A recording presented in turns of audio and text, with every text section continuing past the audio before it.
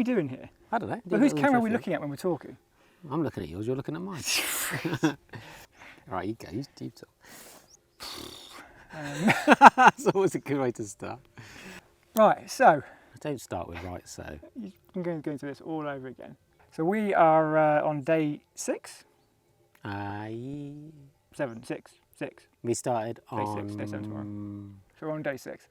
So we were supposed to be doing a 6-day adventure around the Picos. We had a whole route planned out. 5 days worth of hiking, 1 day rest day. And it hasn't quite planned out as we wanted it to. So we'll kind of go through what happened. Yes. To be fair, we've still done 5 days walking through the Picos. It's just been modified heavily from what we'd planned. But we've still done stuff. Yeah, nowhere near as challenging as what it was going to be. I think that we would have had to have changed it anyway. But let's start with day 1. Day 1, we walked, how many miles was it, day 1? Day 1 was 13 miles. Yeah, so basically day 1 was more challenging than what we thought, but wasn't anything. I mean, it wasn't ridiculous. We were both knackered. We got to the Refugio just about in time for dinner. Yeah, we left probably a little bit later than... Which was my fault. Yeah. Rushing a bit, probably. And we were rushing a bit, and we were full of energy and full of bounce, and probably went a bit too quickly. And then we got to... we started off day 2, and I think we were both all right. I think the problem is we There are a couple of problems for me personally as well.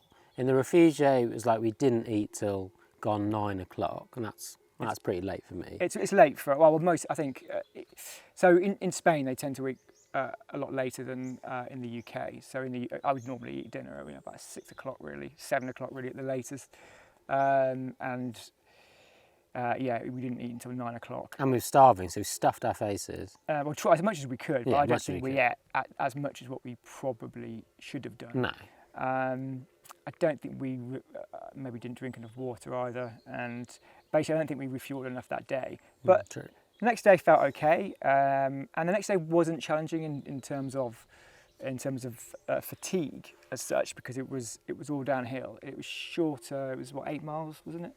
Second day. I think it turned out to be 9. About 9, yeah. I think in the end. End of 8. But 9. 5 of it was downhill, and not downhill, nice slopes, downhill. It took us a long time. I mean, even just to do like 2 miles took us. Yeah, I think the first 2 miles took us 4 hours. Yeah, it was ridiculous. But highly enjoyable, actually. I really enjoyed it. I think Andy was struggling with his knees. You can see Andy's got his knees taped up quite heavily. So I think Andy found that day more challenging than day 1. I found day 1 a bit more challenging than day 2, because I don't have the knee issue. But that day the sun was blazing, a bit like it is today. I lost my cap. I think I left it at the Refugio. Which I think turned out to be the beginning of the end for me. So Did you lose something else in the Refugio as well? No, I thought I lost my socks, but I didn't. And so basically at the end of day 2, again we were knackered. Andy was struggling with his knees. We went for dinner. We actually had a bottle of wine. Yeah, that probably didn't help. Might not have been the smartest move, but we did the calories, to be fair. Yeah. And we were struggling to eat the calories, so at least, Yeah. at least we drank There's the a calories. tip for you, ladies and gentlemen. Drink a bottle of wine. Bring a bottle of wine on the trail. And then went to bed. Everything was fine. And then I woke up at about, I don't know, the early hours of the morning, about probably 2 o'clock-ish, and I felt rough. I was aching, and not muscle ache. I was, body ache, like something was wrong with me.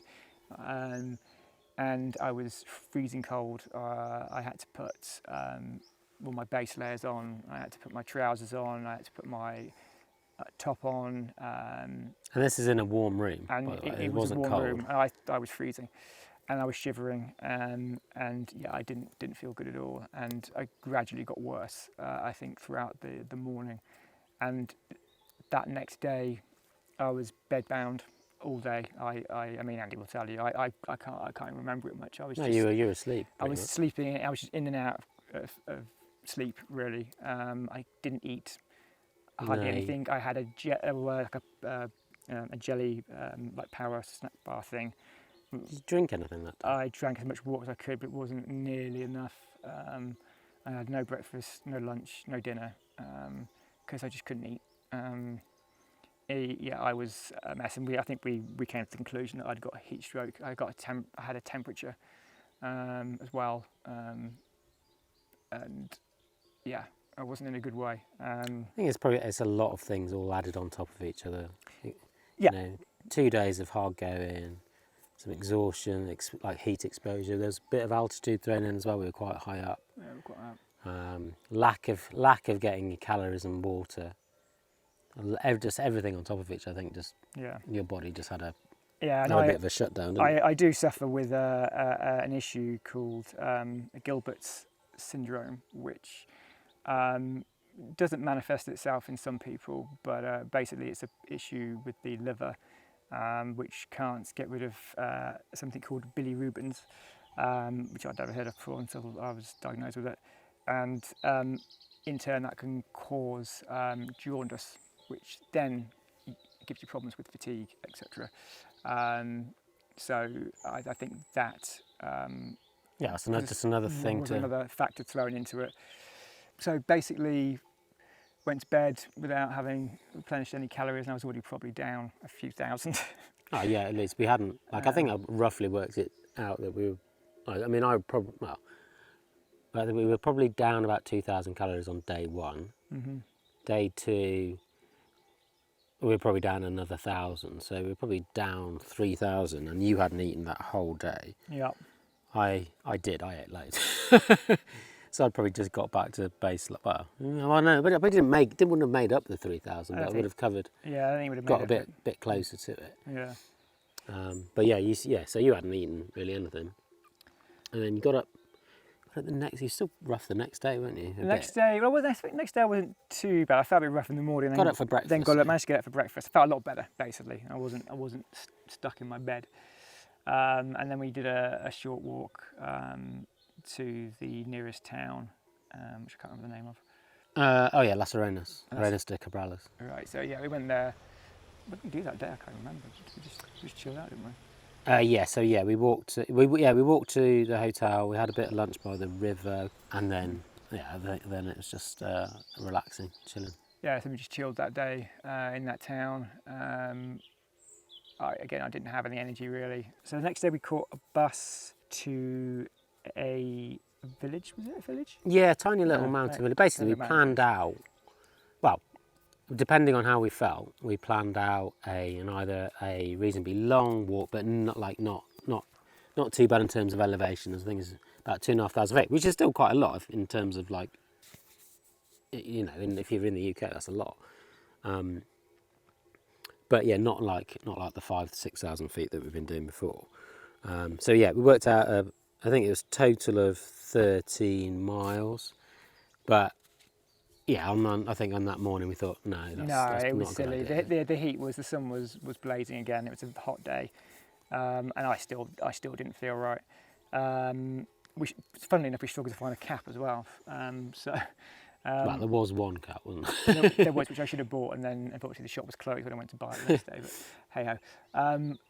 So we shortened that walk then to about 5 miles, was it? I think it was about 5-ish miles. 5 miles. That was nice. That was a pleasant stroll then into the next town, which is where we got a hotel, and we stayed in last night, and we today then have taken. We've gone back to our car, so we've gone back to the starting point, and then we took a bus up into the lakes, which we've just been walking around. Which is nice. It's about a 5k route, is it? Something like that? Well, we walked all the way over to the other side, which you didn't need to do, so I guess it's going to be a little bit longer than that for us, 7-ish. Which, to be honest, is enough for me. I've still got no energy at all. I'm walking really slowly. I feel like I've got lead weights in my boots. So really disappointed, to be honest. But we made the most of it. We had a nice time. I feel sorry for Andy because we've been planning this for a little while, and I feel like it's a bit of a letdown. But I was really looking forward. I think we were both looking forward to doing day 3 up the mountain and staying in the Refugio up there. But But I think, I even so, I think I'm not disappointed. I mean, it's a shame not to have gone up to the other bits, but it's absolutely stunning here. And I think you can pretty much go anywhere. And we're up in the mountains. We've been to the lakes today. We walked up through again some stunning scenery yesterday and the days before. Yeah, you had. I mean, it's a shame you had a day unconscious. But that happens, and I think we've still made we've made the most of what we could do, and it's stunning. So we've learned a lot, I think, and there's a lot of lessons learned. Yeah, I think we definitely would have had to have changed our plans on day 4 regardless. Day 4 was always going to be tricky because the original route we had planned we figured out from a terrain point of view wasn't possible, so we were having to backtrack the day 2 route back up to the Refugio we stayed on the first night. Whereas day 2 plus day 3 route all combined. Zero chance we would have made that. No. We would have ended up in hospital, I think. So, if we were lucky. So we would have had to change plans from that point forward. But the most disappointing bit for me, it wouldn't have bothered me ending it there. I would have been happy. The most disappointing bit is that last Refugio. I think that's the biggest disappointment. We didn't make it up there. But there was no point in trying to do it and then getting stuck up there and me feeling the way I did, being stuck in a Refugio. That wouldn't have been a wise decision. No, it's coincidentally, well, not coincidentally, but it's the most remote Refugio in the Picos, least well supported. So you don't not a place you want to get stuck, really. Yeah. So that's it. So we just thought we'd give a little explanation of why this video is probably a bit different than what we'd originally intended. But it's been an adventure and lots of learning, and hopefully, we'll learn from it. I think we'll definitely come back. I think we both want to do that Refugio that we didn't stay in. I think the key thing as well is the lack of fluids. I think we would need to bring more fluids. Oh, for sure. If day 2 was very hot, I only carried 3 litres ish. Yeah, I mean, I had my water filter, but it's just there was not a lot of water. There was no water to get it from, so even it was kind of pointless, really. But I think more energy gel bars and stuff like that. Just more of those jellies because they're delicious. I mean, I just have those as is. They're nice. The Decathlon jellies. Decathlon jellies, they're absolutely amazing. We got through those pretty rapidly. So we're going to finish this hike. Now we're going to get stranded in the mountains to top it all off. We're going to go for a beer, early beer. So it's our last day tomorrow, and we are flying home, and that's it. Yeah, done and dusted. Picos adventure done. So I'll probably end the video here, I think. Like and subscribe. Yeah. Thanks for watching. Stay safe. Keep on trekking. I'll see you on the next one.